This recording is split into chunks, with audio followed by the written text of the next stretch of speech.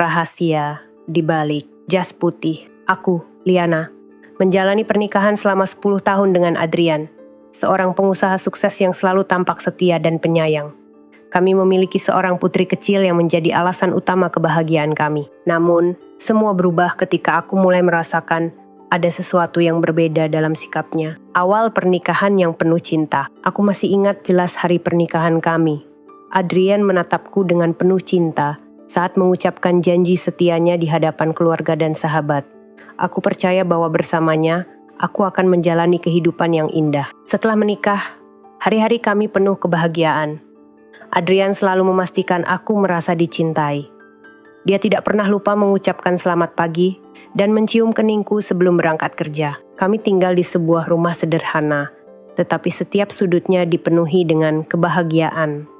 Adrian sering memasak sarapan untukku pada akhir pekan, sesuatu yang membuatku semakin jatuh cinta padanya. Kami sering menghabiskan malam dengan menonton film bersama atau berjalan-jalan di taman, berbicara tentang masa depan yang ingin kami bangun bersama. Setelah beberapa tahun menikah, kebahagiaan kami semakin lengkap dengan kehadiran Alana, putri kecil kami yang cantik. Aku melihat betapa bahagianya Adrian ketika pertama kali menggendongnya. Dia seperti malaikat kecil kita, bisiknya sambil tersenyum. Aku pikir saat itu, kebahagiaan kami akan abadi. Namun kenyataan berkata lain. Seiring waktu, sesuatu dalam hubungan kami mulai berubah. Awal mula retaknya hubungan. Perubahan itu datang perlahan, hampir tak kusadari pada awalnya. Adrian mulai sering pulang larut malam dengan alasan pekerjaan. Awalnya aku percaya, mengingat pekerjaannya memang menuntut banyak waktu. Namun, kebiasaan itu semakin menjadi-jadi. Bahkan pada akhir pekan yang biasanya kami habiskan bersama, ia lebih sering mengatakan bahwa ada pertemuan mendadak atau proyek yang harus ia tangani. Adrian, kau tak lelah terus bekerja? Kita hampir tak pernah menghabiskan waktu bersama lagi. Tanyaku suatu malam ketika ia baru saja pulang. Ia menghela napas dan melepas jasnya. Aku harus melakukannya, Liana. Jika aku tidak bekerja keras, bagaimana kita bisa hidup nyaman seperti sekarang? Aku menatapnya, mencoba memahami. Aku mengerti, tapi setidaknya luangkan waktu untuk Alana. Dia selalu bertanya, kenapa papa pulang larut? Adrian mengusap wajahnya, tampak lelah. Aku akan mencoba, namun janji itu hanya tinggal janji. Hari demi hari ia semakin jauh. Ponselnya tak pernah lepas dari genggamannya. Aku sering melihatnya tersenyum kecil saat membaca pesan di layar, sesuatu yang jarang ia lakukan ketika berbicara denganku. Kecurigaanku semakin besar ketika suatu malam, aku melihatnya berbicara di telepon dengan seseorang. Nada suaranya berbeda, lebih lembut, lebih hangat. Kau selalu membuat hariku lebih baik, ucapnya pelan. Aku merasa jantungku berhenti berdetak. Aku menahan napas, mencoba memahami apa yang baru saja ku dengar. Aku mendekat perlahan, berharap aku salah. Ya, aku juga merindukanmu. Lanjutnya sebelum tiba-tiba menoleh dan menyadari keberadaanku. Ia segera menutup teleponnya, wajahnya berubah tegang. Liana, ini bukan seperti yang kau pikirkan. Aku menatapnya dengan mata penuh air mata. Lalu apa? Jelaskan padaku, Adrian. Siapa yang kau telepon tengah malam dengan suara penuh kerinduan itu? Ia menggeleng, tampak panik. Aku hanya berbicara dengan seorang kolega. Ini tidak seperti yang engkau bayangkan. Aku tertawa pahit. Kolega macam apa yang kau rindukan, Adrian? Kolega macam apa yang membuatmu tersenyum seperti itu? Suaraku bergetar. Ia terdiam. Aku bisa melihat kebohongan berusaha keluar dari bibirnya, tapi ia tahu, aku tidak akan mudah percaya. Dadaku terasa sesak, seakan-akan dunia yang kubangun selama ini perlahan runtuh. Konfrontasi dan pengkhianatan yang terungkap. Malam berikutnya, kecurigaanku terkonfirmasi. Aku menemukan sebuah resep obat di saku jasnya. Nama dokter yang tercetak di sana terasa begitu familiar, Dokter Aurel.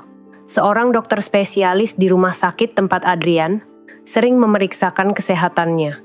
Aku mencoba mencari tahu lebih jauh, dan yang kutemukan justru menghancurkan hatiku. Aku datang diam-diam ke rumah sakit tempat Dokter Aurel bekerja, berpura-pura menjadi pasien.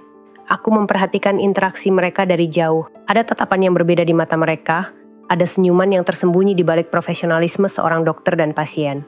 Itu bukan hanya hubungan biasa. Hatiku berdegup kencang, nyaris tak percaya dengan apa yang kulihat. Malam itu, Aku menunggu Adrian di rumah. Ketika ia masuk, aku melemparkan resep obat itu ke atas meja. "Apa ini, Adrian? Kau pikir aku tidak tahu?" Suaraku bergetar menahan emosi. Adrian menatap kertas itu, wajahnya langsung berubah pucat. "Liana, dengarkan aku dulu." "Dengarkan apa? Kau selingkuh dengan dokter itu, bukan?" Aku berteriak, air mataku tak lagi bisa kubendung. Ia mencoba meraih tanganku, tetapi aku mundur. "Liana, aku tidak pernah berniat menyakitimu." Aku tertawa sinis. "Tidak berniat menyakitiku? Jadi, engkau menyelinap pergi setiap malam, meneleponnya dengan suara penuh kasih, dan menghabiskan waktu dengannya hanya karena engkau tidak ingin menyakitiku?" Aku menggeleng, menatapnya penuh kekecewaan. "Adrian, kau sudah menghancurkan semuanya." Saat itulah pintu rumah terbuka, dan seseorang berdiri di sana. Dr. Aurel. Aku menatapnya dengan tatapan tajam, sementara Adrian menoleh panik. "Aku pikir kau sudah mengatakannya padanya, Adrian," kata Dr. Aurel dengan santai. Aku mengepalkan tanganku. "Pergi dari rumahku. Kalian berdua telah menghancurkan keluargaku." Aku berteriak, tak peduli tetangga mungkin mendengar. Dr. Aurel tersenyum tipis. "Liana, kau terlalu emosional. Kau harus belajar merelakan. Adrian lebih bahagia bersamaku." Aku menatap Adrian, berharap ada sedikit rasa bersalah di wajahnya. Namun, yang kulihat hanyalah ketakutan dan kebingungan. Itu jawaban yang cukup bagiku. Aku tahu, aku harus melepaskannya. Tapi bukan tanpa perlawanan. Aku menghapus air mataku. "Jika engkau ingin bersamanya silakan, tapi engkau tidak akan pernah mendapatkan Alana. Aku akan berjuang sampai akhir." Aku melihat raut wajah Adrian berubah. Kini, aku bukan lagi istri yang patah hati. Aku adalah seorang ibu yang siap melawan demi anaknya. Dan itu adalah awal dari pertempuran yang lebih besar, perebutan hak asuh dan perjuangan untuk bertahan. Setelah Adrian pergi dari rumah, konflik lain pun muncul. Adrian mulai jarang mengunjungi Alana dan tidak lagi memberikan nafkah seperti sebelumnya. Lebih buruknya lagi, ia mencoba merebut hak asuh Alana dengan alasan aku tidak stabil secara emosional. Aku tidak tinggal diam. Dengan bantuan pengacara, aku berjuang mempertahankan hak asuh Alana. Persidangan menjadi ajang pertarungan yang melelahkan. Aku harus menghadapi berbagai tuduhan dan kebohongan yang Adrian lemparkan kepada. Namun aku tidak goyah. Aku membawa bukti perselingkuhan Adrian, kesaksianku tentang bagaimana ia mengabaikan keluarga, dan akhirnya keadilan berpihak padaku. Aku mendapatkan hak asuh penuh atas Alana, kebangkitan setelah pengkhianatan, hari-hari setelah kepergian Adrian penuh dengan air mata. Aku harus menyesuaikan diri dengan kehidupan baru, membesarkan Alana seorang diri. Ada malam-malam panjang yang kulewati dengan tangisan, namun setiap pagi, aku bangun dengan tekad baru. Aku kembali bekerja, memperluas lingkaran sosialku, dan mulai mencari kebahagiaan di tempat yang berbeda. Perlahan, aku menyadari bahwa aku tidak membutuhkan Adrian untuk bahagia. Aku cukup dengan diriku sendiri, dengan cinta yang kumiliki untuk Alana, dan dengan keberanian untuk memulai lembaran baru. Dan di suatu hari yang cerah, aku akhirnya bisa tersenyum tanpa beban. Aku telah melewati badai dan keluar sebagai wanita yang lebih kuat. Ini bukan akhir, melainkan awal dari perjalanan baru yang lebih indah.